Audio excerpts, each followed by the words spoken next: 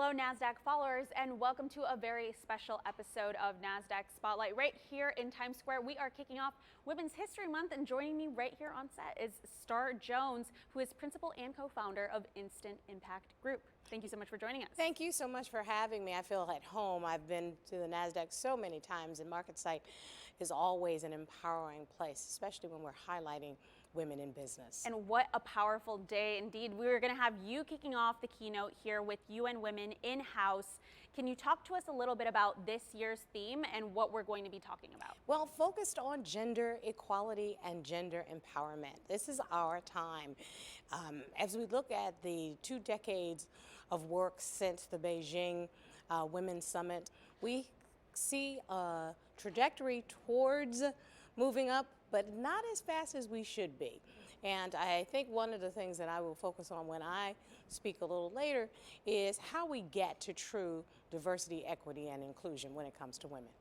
Absolutely, and what better way to touch on it than this year's theme for UN Women too, which is all about recognizing the progress that we have made, the strides that we have made to achieve equality and the road yet ahead.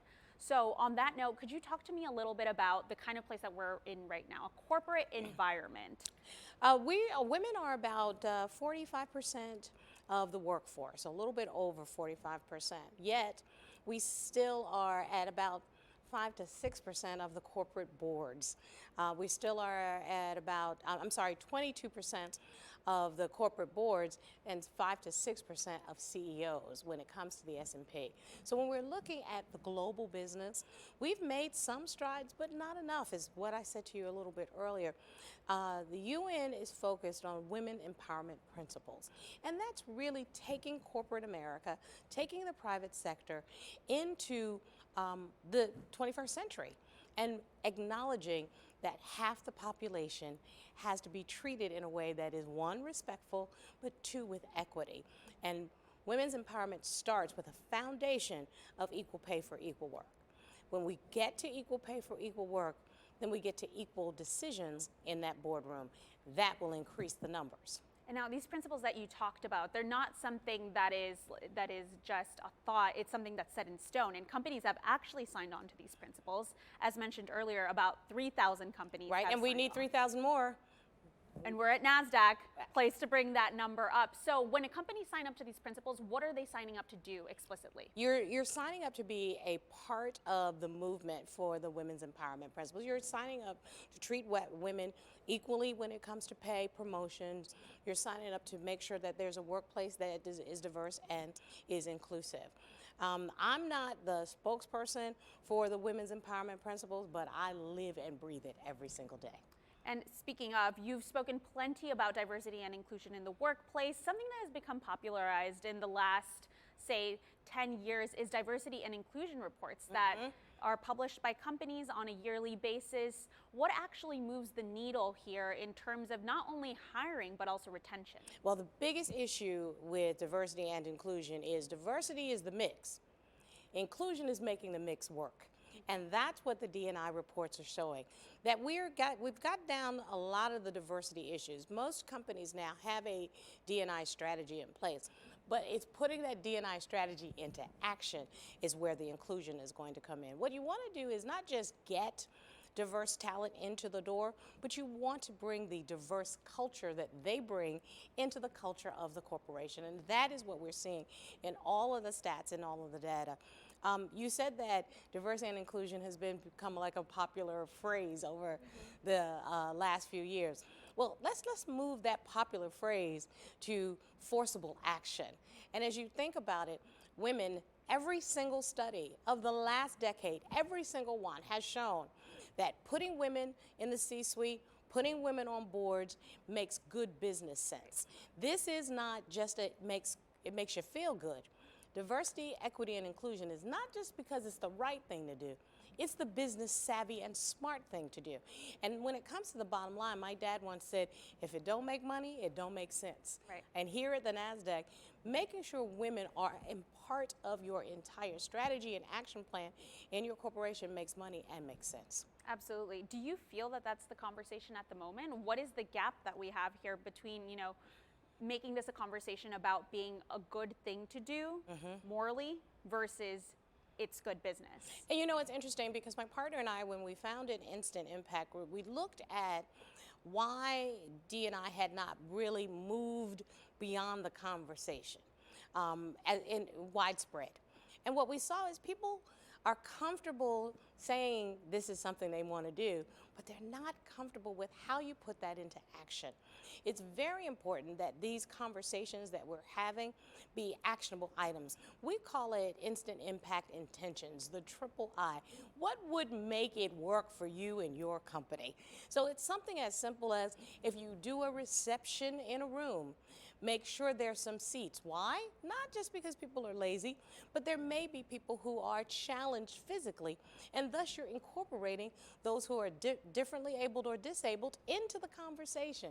And then you make sure that the leadership actually takes some of those seats so that it makes people feel welcome to do something as simple as sit down.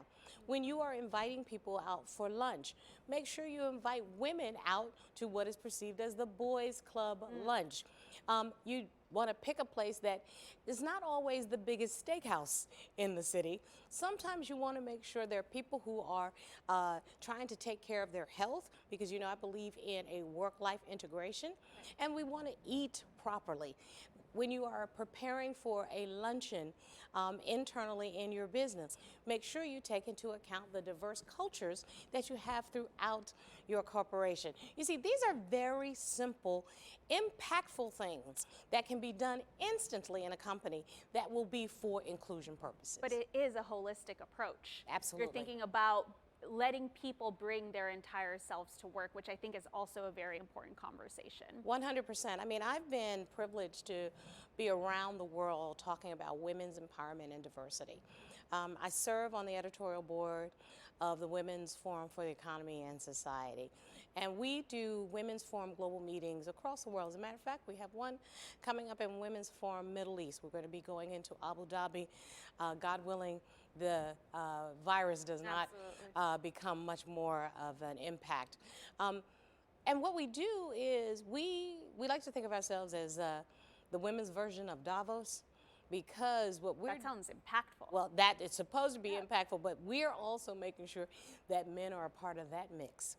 Okay. And what we have found is that when women can lead the discussion, but bring men in as partners, we find a more inclusive environment than when men are leading the conversation and bringing women in. That's so because the men still, for some reason, think that the woman's voice is not as powerful. But we got news for you. You're going to find that out today.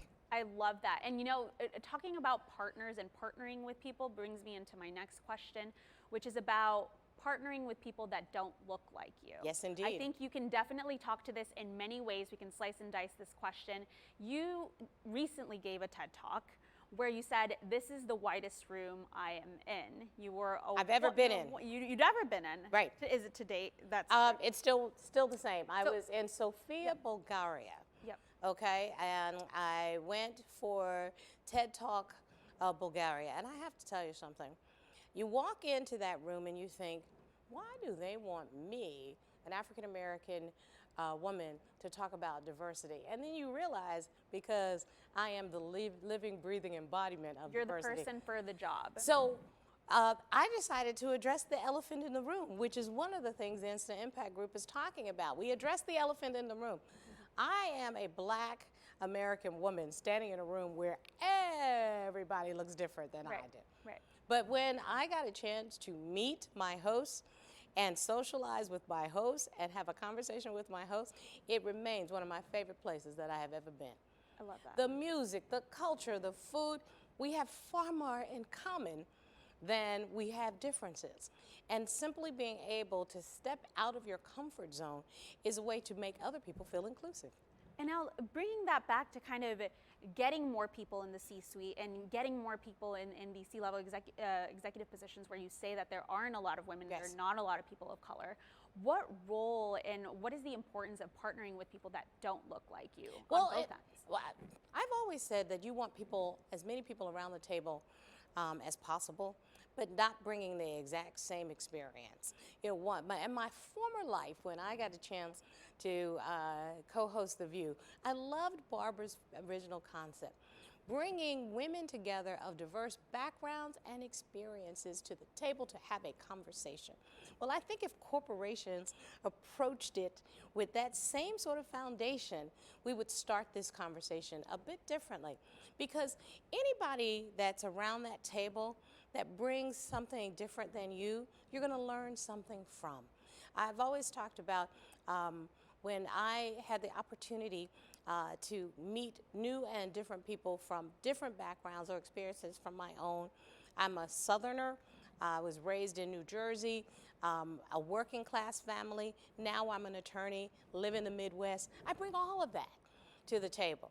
I bring Midwest sensibilities, but New York brashness anytime you want. I love that. A little Los Angeles flair, all of my whole self. As you said, we want to bring our entire selves to work.